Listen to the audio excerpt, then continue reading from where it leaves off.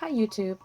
I'm excited about this video because this video offers two solutions, hopefully two. I know one works for sure, but two solutions to problems that we are having with our foiling using the Minc machine.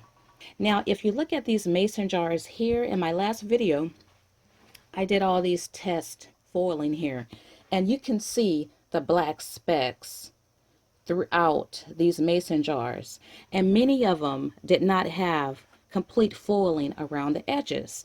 Well, I think I have a solution for that as well. So let's go ahead and get started. So I want to show you these mason jars here.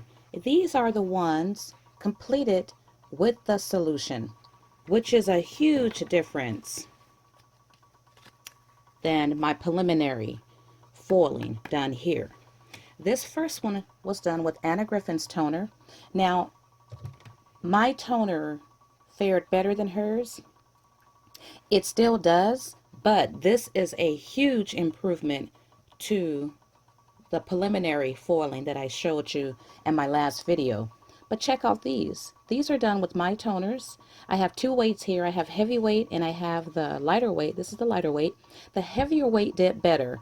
And so I uploaded a video showing you all how to print out your own toner sheets. You might want to choose the cover weight.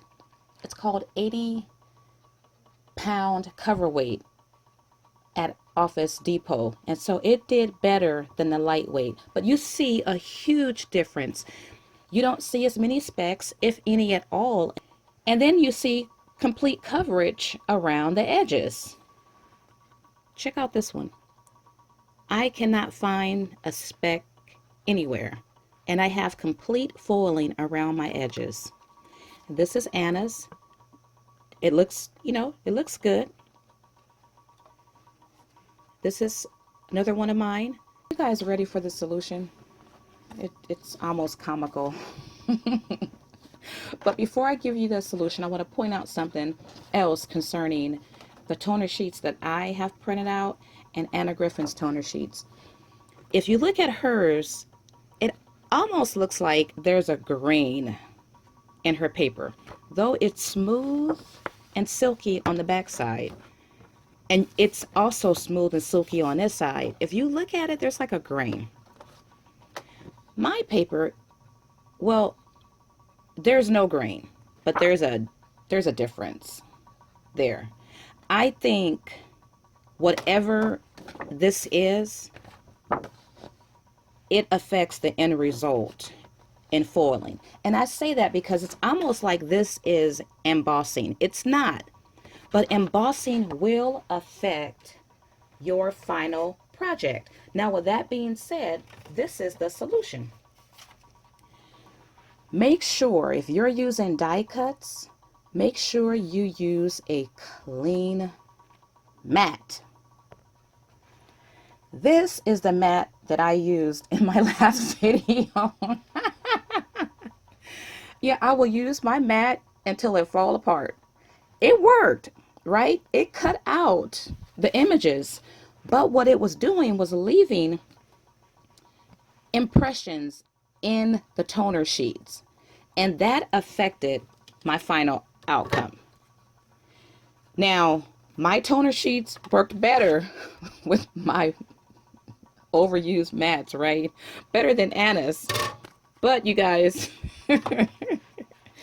changing out the mat gave me superior results. My transfer sheets were basically dirty. And so I used the new mat and I used scrapbooking paper, and it's like a medium weight. So okay, so here's my foiling. I have some wrinkles in it, but I don't think it's going to affect the final result. And I have my machine on 4. Going to send that through.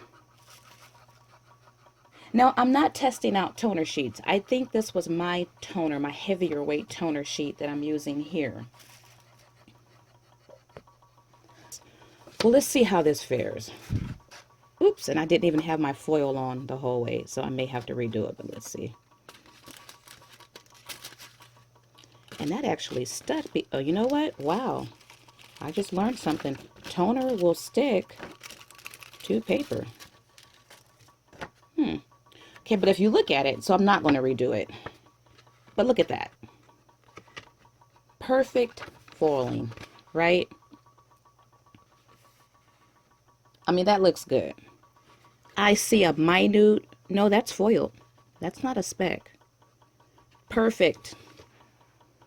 Okay, so I tore the paper off. Wow, toner is really an adhesive.